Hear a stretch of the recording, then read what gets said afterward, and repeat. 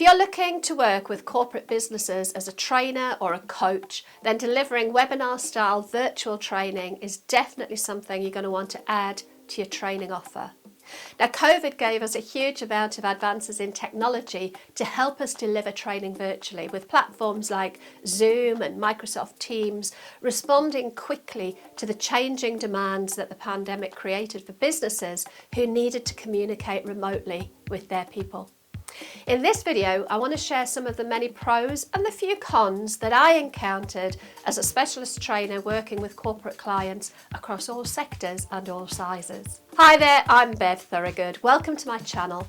Having spent the last 5 years working with corporate clients, delivering training in a very specific niche, menopause in the workplace, I now help other coaches, trainers and wellbeing practitioners to add corporate training to their business so that they can add another revenue stream, another string to their professional bow and have more impact. Now, before COVID hit in March 2020, most of my training delivery was done in person. And this was the case for most freelance corporate trainers. It was the way it had always been done. So when COVID hit and we were no longer able to be in the same room as our students, we basically had to find a different way to deliver our training or risk our training business folding. And actually for many trainers, that leap from traditional face-to-face delivery to the complex techie world of Zoom and WebEx and Teams was just a leap too far. Many felt that there was no way they could have the same level of impact via a computer screen and that their training would be way less effective. And there was certainly a learning curve transitioning from in-person to online. Those who did make the shift often made the mistake of thinking they could simply take their offline content and deliver it online and it would just work. But that's not really the case. There are definitely things that need to be adapted to make online learning work well. And I'm not going to cover that in this video, I'll save that for a future video. But for today, I really want to focus on the benefits versus the shortcomings of virtual delivery when it comes to delivering training, specifically when it comes to presentations and trainings designed to raise awareness of a particular topic. So let's start with the pros. Well, from a business efficiency perspective, it's far more efficient to deliver your training virtually.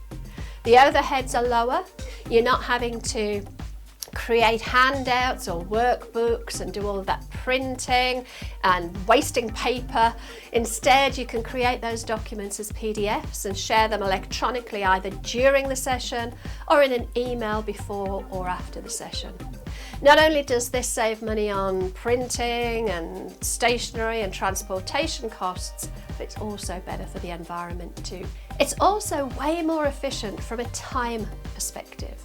You don't have that dead time that's often associated with having to drive to the training venue or waiting around in train stations waiting for your train to arrive. You can basically pitch up for the call a few minutes before and you don't have a load of packing up to do at the end of the session. One thing that surprised me when I moved over to delivering awareness sessions virtually was just how much attendance increased over in-person sessions. And I think this is probably due to the perceived anonymity that virtual training affords attendees. As I was speaking particularly about menopause, it was much easier for men, for example, to join the call, keep their camera or their mic on mute and listen quietly without drawing attention to the fact that they were at a menopause awareness session. I saw attendance increase significantly from people who historically would have been very uncomfortable being in a room full of menopausal women. And I think this would be the case for any training that was covering a topic where there may be an element of stigma or taboo, such as mental health or menopause, cancer or women's health issues, for example. Another benefit of virtual training is that you can reach a much greater number of people in one go.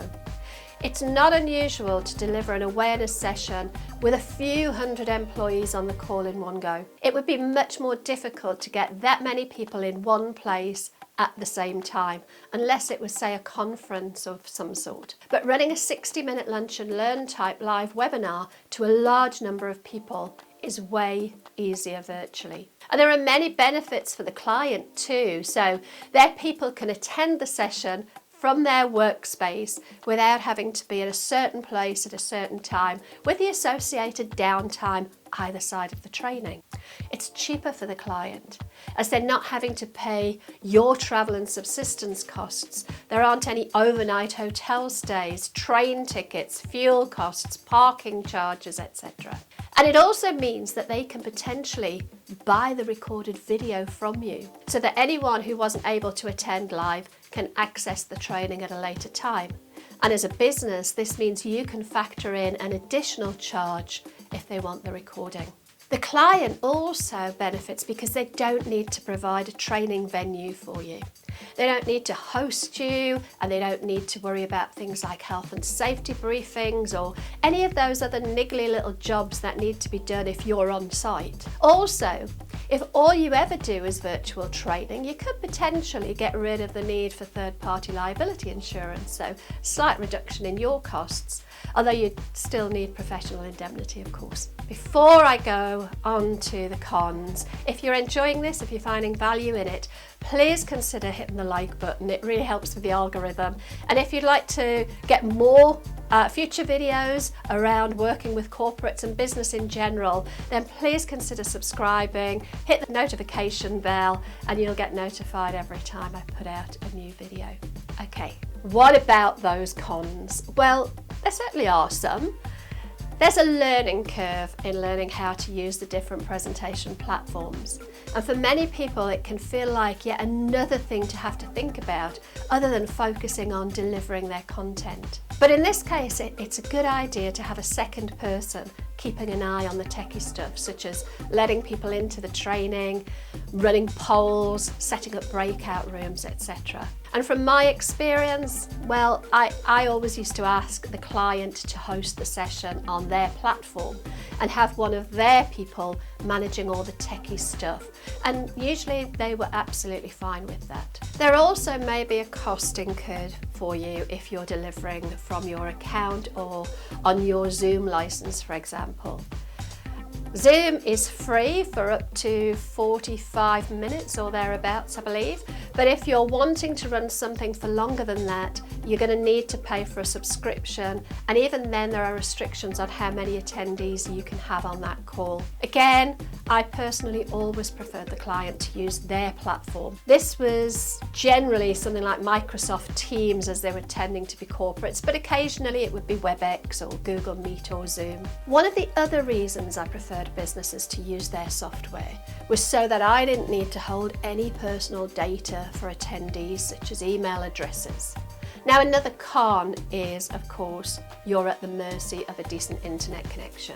And I've certainly had the odd occasion where my internet has been down or it's been a struggle to get a decent connection, which has resulted in me having to kind of abandon the session and reschedule it. Thankfully, the good news is that nowadays everyone is aware of the limitations of the internet, and it was never a major problem. Also, there are some equipment requirements that might incur a cost for you, such as a decent webcam and microphone.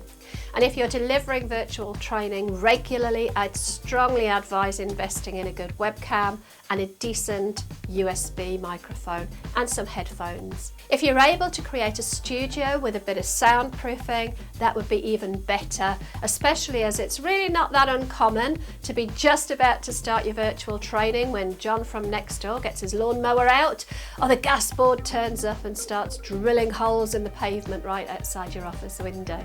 Now, I use the Logitech P922 ProStream webcam and a Shure MV7 podcast mic. Although I've used a Blue Yeti microphone for a very long time and I loved it. It did the job really, really well. Now, I've put a link to the webcam and the microphones I use down below. So if you are interested in buying some kit, you can have a look, and if you want to use those links. They are affiliate links, which means if you purchase through them, I get a tiny, tiny little bit of commission, but it doesn't cost you anything extra. Okay, back to the cons. It's certainly harder, I think, to ensure that everyone on the call is fully engaged and not distracted by other stuff such as incoming emails and second screens. Now, unlike in-person training where you can see everyone and you can gauge the energy levels in the room, it's definitely not so easy online. But there are ways that you can engage the audience virtually using things like the chat function, the Q&A function, polls, breakout rooms, whiteboards, etc. to keep people focused. And when it comes to longer training, such as half-day or full-day workshops, you can certainly deliver effectively virtually. But in my opinion, virtual does lend itself best to shorter lunch and learn type bite-sized training sessions. So there you go. Just a few of the pros and cons that I found when transitioning from in-person to virtual training. It's definitely made my life a heck of a lot easier, and I'd love to know in the comments your thoughts about virtual training.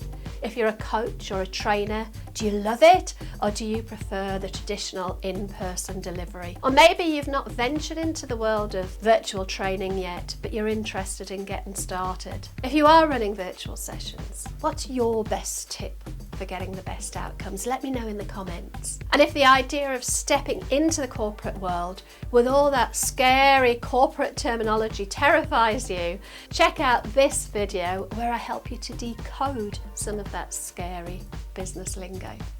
Till next time.